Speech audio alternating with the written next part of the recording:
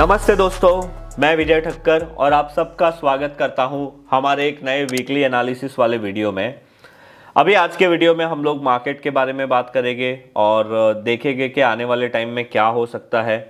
और आज के वीडियो में इन द लास्ट में आप लोगों के साथ एक ऐसा स्टॉक शेयर करने वाला हूं ना, जिसने ऑलमोस्ट 2 डिकेड के बाद, मतलब 17 साल के बाद, 2 डिकेड कंप्लीट तो नहीं हुए हैं बट 17 साल के बाद अभी वो स्टॉक ब्रेकआउट कर रहा है और इसका जो हाई था वो 2008 में था।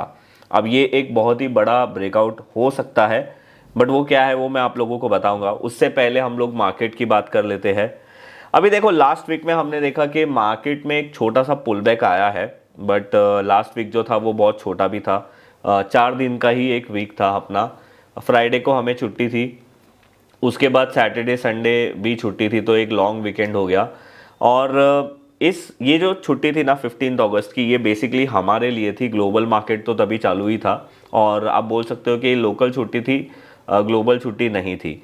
तो वहाँ पे बहुत सारी चीज़ें हो रही है ग्लोबली।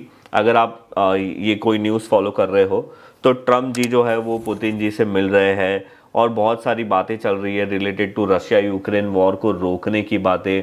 और बहुत सारी ट्रम्प्स की ऐसी ट्वीट्स आ रही है कि अभी मैं पुतिन जी से मिलने जा रहा हूँ, अभी मैंने उनसे मिला, हमारी बात का कुछ फ़ायदा नहीं हुआ है, शायद और एक मीटिंग करनी पड़ेगी, अगर ये वॉर रुक जाए, अगर यूक्रेन वाले लोग मान जाए, तो ऐसी बहुत सारी चीज़ें। तो ये एक बहुत अनसर्टन माहौल है अभी, जहाँ पे ये वॉर को लेकर यूएस का बहुत इम्पैक्ट हो रहा है कि भाई हमें ये वॉर रोकनी है, बट समहाउ ये वॉर रुक नहीं पा रही है।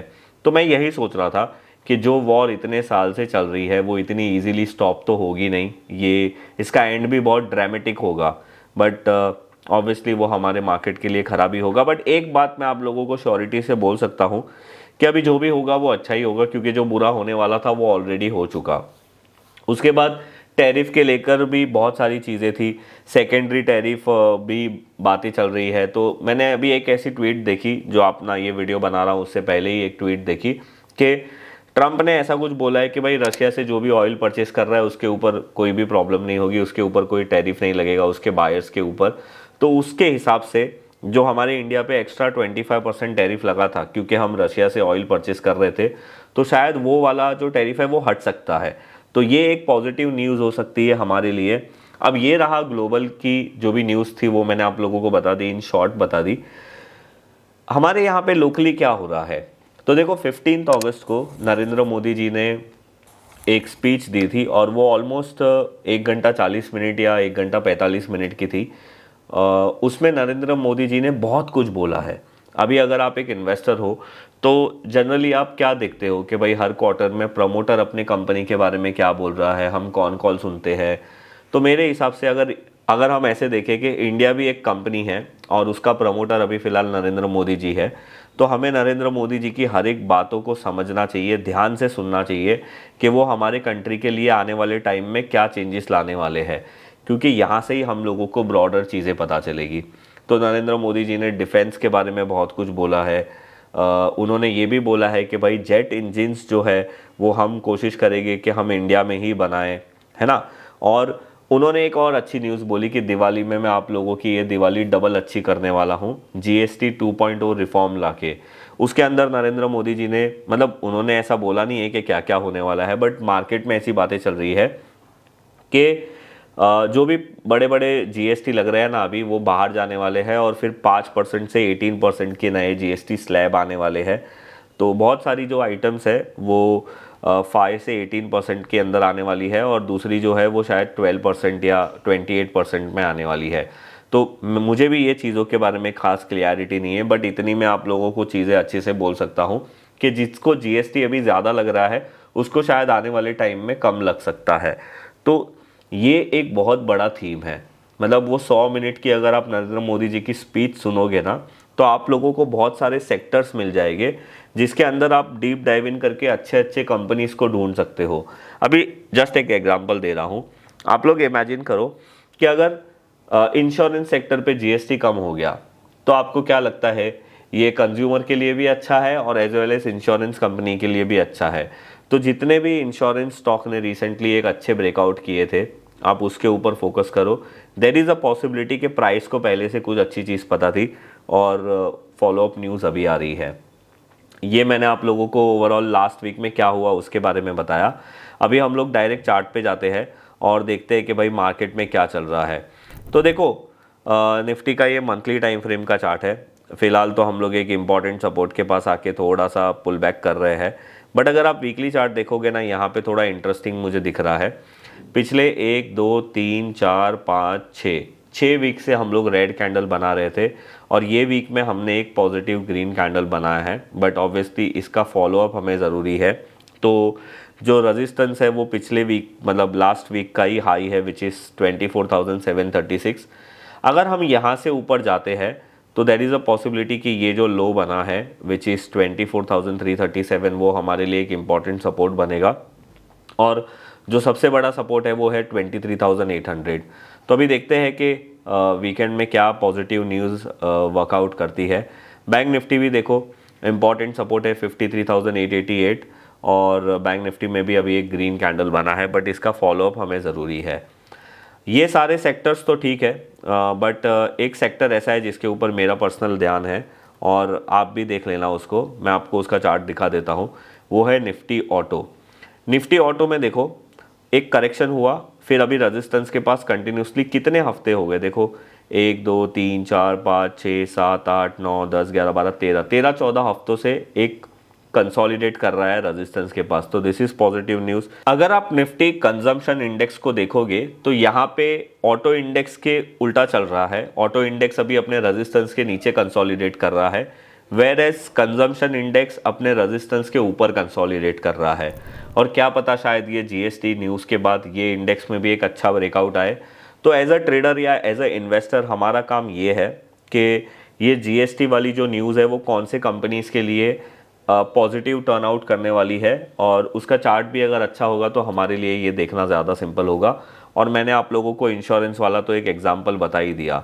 अभी देखो लास्ट वीक में अगर हम लोग सेक्टर्स की बात करें तो जो परफॉर्मिंग सेक्टर थे उसमें से हेल्थ केयर, फार्मा और ऑटो था, डिफेंस भी था, पीएसयू बैंक भी अच्छा था, और इवन कंजम्पशन भी अच्छा था। तो इसका मतलब ये है कि ऑलरेडी किसी को कुछ पता है। और जो सबसे ख़राब था वो एफएमसीजी, ऑयल एंड गैस और ये सारी चीज़ें थी। और अगर हम लोग एफआईएस की बात करें ना, तो देखो यहाँ पे कोई नई चीज़ नहीं है, अभी भी एफआईएस में कंटिन्यूसली सेलिंग हो रही है। बट आई थिंक ये जीएसटी वाली न्यूज़ के बाद देखते हैं नेक्स्ट वीक में एफआईएस का क्या डेटा आता है। डॉलर इंडेक्स भी 97.84 के पास है, इंडिया विक्स भी 12.35 है, क्रूड ऑयल भी 63.13 के आसपास ट्रेड कर रहा है, यूएसडी आईएनआर भी 87.49 के पास ट्रेड कर रहा है। तो यहाँ पे कोई चेंजेस नहीं है, बट ओवरऑल जो अभी तक मुझे ऐसा लग रहा है कि जो वीकेंड में जो न्यूज़ फ्लो आ रहा है वो शायद हमारे लिए एक पॉजिटिव न्यूज़ फ्लो है। बट देखते हैं मंडे मार्केट उसको कैसे रिएक्ट करता है।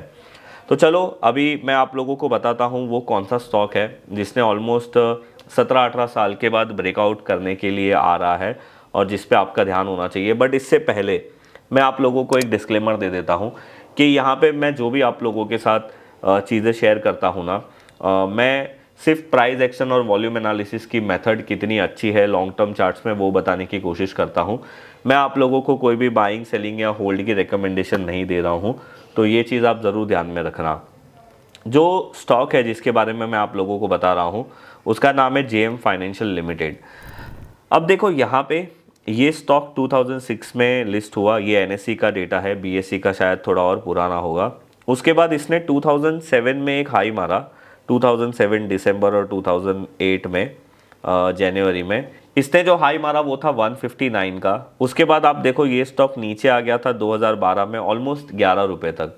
वापस से इसने 2017 में यहाँ पे एक ब्रेकआउट अटेम्प्ट किया और तभी उसका हाई लगा था 190 160 था, बट यहाँ पे वापस से ये ब्रेकआउट फेल हुआ और ये स्टॉक वापस से नीचे आया था ऑलमोस्ट 58 रुपीज़ तक।